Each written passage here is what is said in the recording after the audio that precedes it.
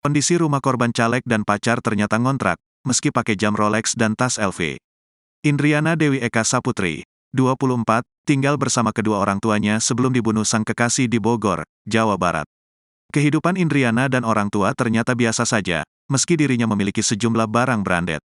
Saat dibunuh pacarnya, Didot Alfiansyah, Indriana memakai tas Louis Vuitton dan jam tangan merek Rolex.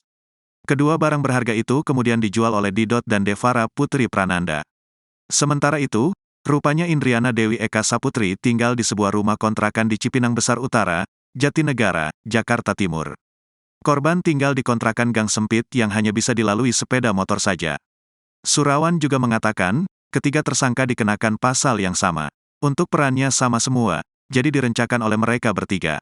Selain pembunuhan berencana, katanya, sebab pada peristiwa itu juga ada tindak pidana perampokan yang melibatkan korban meninggal dunia. Hal itu dikarenakan ketiga pelaku mengambil barang-barang milik korban.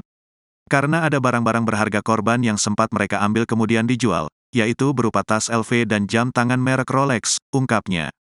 Surawan juga mengatakan, meski memiliki barang mewah namun korban bukan berasal dari keluarga mentereng. Ia mengatakan kalau korban dan pelaku bekerja sebagai broker bersama tersangka Didot Alfiansyah. Dan korban satu kerjaan. Korban itu kerja broker, katanya. Korban dan orang tuanya tinggal di rumah kontrakan dalam gang sempit di Kelurahan Cipinang Besar Utara, Kecamatan Jatinegara, Kota Jakarta Timur. Terlihat korban tinggal di rumah kontrakan bercat warna hijau. Di depan rumahnya tampak tergantung jemuran yang disimpan di tali tinggi. Kemudian di depan rumahnya merupakan jalan setapak yang mana langsung menuju tembok rumah milik warga lainnya. Indriana Dewi dan orang tuanya mengontrak di rumah sepetak itu.